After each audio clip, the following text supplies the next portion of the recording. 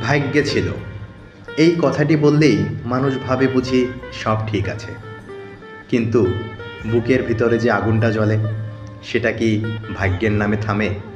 ভাগ্যে ছিল, এই কথাটি আমরা সাধারণত বলি নিজেকে বোঝানোর জন্য, নিজেকে শান্ত করার জন্য। যেন মনে হয় সব কিছুই ঠিক ছিল, সব কিছুই হওয়ারই ছিল।